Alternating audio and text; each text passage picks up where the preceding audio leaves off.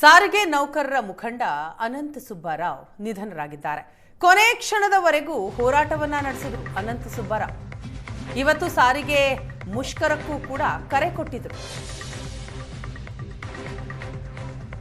ಹೃದಯಾಘಾತಕ್ಕೆ ಸುಬ್ಬರಾವ್ ಅವರು ಮೃತಪಟ್ಟಿದ್ದಾರೆ. ಇವತ್ತು ನಡೆಯಬೇಕಾಗಿದ್ದಂತಹ ಬೆಂಗಳೂರು ಚಲೋ ಮುಂದೂಡಿಕೆ ಮಾಡಲಾಗಿದೆ. ಕೊನೆಯದಾಗಿ ಏಷ್ಯಾನೆಟ್ ಸುವರ್ಣ ನ್ಯೂಸ್ ಜೊತೆ ಮಾತನಾಡಿದ್ರು ಸುಬ್ಬರಾವ್.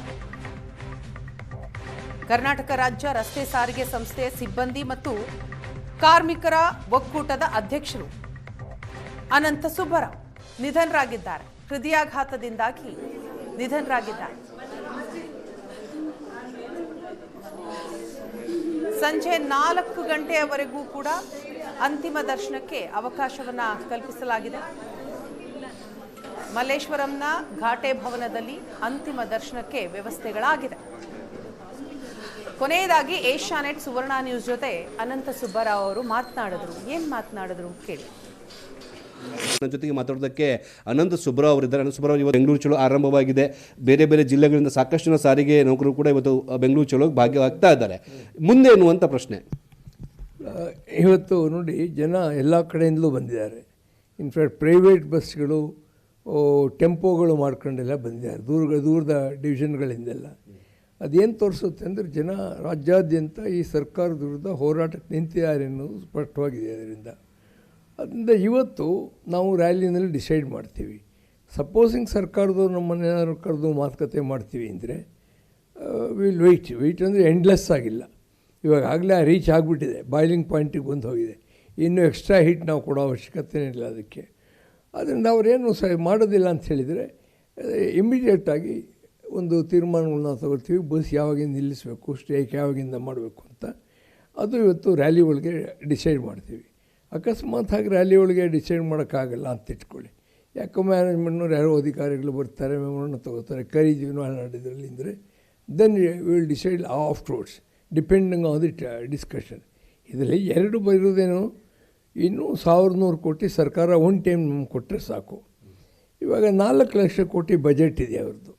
ಅದರಲ್ಲಿ 1,100 ಕೋಟಿ ಕೊಡಲಿಕ್ಕೇನು, ಅಥವಾ ಇನ್ಸ್ಟಾಲ್ಮೆಂಟಲ್ಲಿ ಕೊಡಲಿ ಅವರು, we don't mind about it.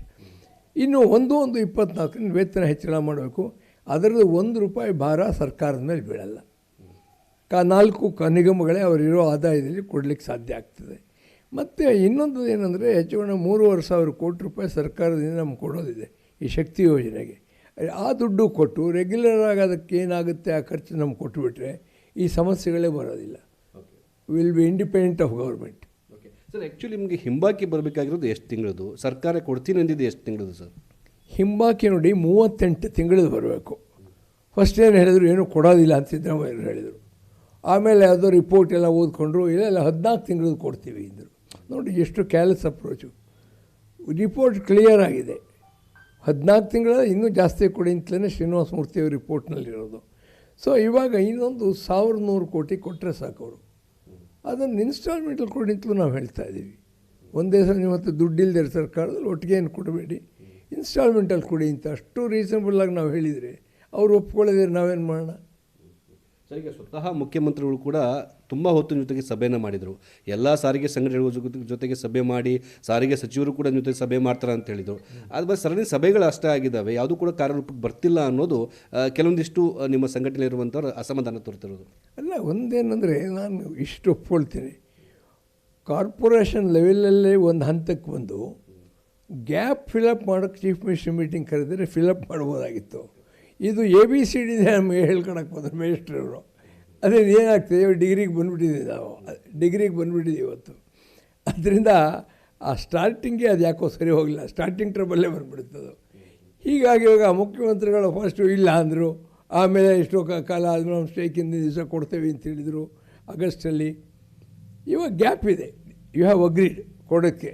ಆ ಗ್ಯಾಪ್ ಫಿಲಪ್ ಮಾಡಿ ಅಂತ ನಾವು ಕೇಳ್ತಾ ಇರೋದು. ಇವಾಗ 718 ಕೋಟಿ ಕೊಡ್ತೀವಿ ಅಂತ ಒಪ್ಪಿದ್ದೀರಾ, ಇನ್ನೊಂದು 12 ತಿಂಗಳು ನೀವು ಕೊಡಿ, ಇನ್ನು 12 ತಿಂಗಳು ಕಾರ್ಪೊರೇಷನ್ಗಳು ಕೊಡಿ. ಮನಸ್ಸಿದ್ರೆ ದಾರಿ ಇದೆ ಬಗೆಹರಿಸೋದಕ್ಕೆ. ಏನೂ ಆಗಲ್ಲ ಅಂದರೆ ಸ್ಟ್ರೈಕ್ ಒಂದೇ ದಾರಿ, ನೋಡ್ಬೇಡ ಅದೇನು ನಾವು ಸೈನ್ ನಿಂತ್ಕೊತೀವಿ, ಏನಾಗುತ್ತೆ ನೋಡ್ಬೇಡ ಅದನ್ನು. ಯಾವ ರೀತಿ ನಡೆಯುತ್ತೆ ಸ್ಟ್ರೈಕ್? ಬಸ್ಸು ಯಾವ ಬಸ್ಸು ಹೊರಗಡೆ ಬರಲಿಲ್ಲ, ಡಿಪೋಗಳಿರ್ತವೆ. ರಸ್ತೆಗಳಿಗೆ ಬರಲ್ಲ ಕರ್ನಾಟಕದಲ್ಲಿ, ಅಷ್ಟು ನಾನು ಹೇಳಬಲ್ಲೆ. ಇದಿಷ್ಟು ಅನಂತ್ ಸುಬ್ರಾವ್ ಅವರ ಮಾತು. ಅಂದರೆ ಸರ್ಕಾರ ನಮ್ಮ ಬೇಡಿಕೆಗಳನ್ನ ಒಂದೇ ಸಾರಿ ಈಡೇರಿಕೆ ಮಾಡಿ ಅಂತ ನಾವೆಲ್ಲೂ ಕೂಡ ಹೇಳ್ತಿಲ್ಲ, ಇನ್ಸ್ಟಾಲ್ಮೆಂಟಲ್ಲಿ ನಮ್ಮ ಬೇಡಿಕೆಗಳನ್ನ ಜಾರಿಗೆ ಮಾಡಿ ಅನ್ನೋ ಮಾತನ್ನು ಕೂಡ ಹೇಳ್ತಿದ್ದಾರೆ. ಇಲ್ಲದೆ ಹೋದರೆ ಅನಿವಾರ್ಯವಾಗಿ ನಾವು ಬಸ್ಗಳನ್ನು ನಿಲ್ಲಿಸಬೇಕಾಗತ್ತೆ ಅನ್ನೋ ಮಾತನ್ನು ಕೂಡ ಇವತ್ತು ಅನಂತ್ ಸುಬ್ರಾವ್ ಅವರು ಏಷ್ಯನ್ ನ್ಯೂಸ್ ಸುವರ್ಣ ನ್ಯೂಸ್ಗೆ ಹೇಳ್ತಾರೆ. ಕ್ಯಾಮ್ರಾ ಪರ್ಸನ್ ಅಂಜನ್ ಮೂರ್ತಿ ಜೊತೆಗೆ ಮುತ್ತಪ್ಪ, ಏಷ್ಯನ್ ನ್ಯೂಸ್ ಸುವರ್ಣ ನ್ಯೂಸ್, ಬೆಂಗಳೂರು.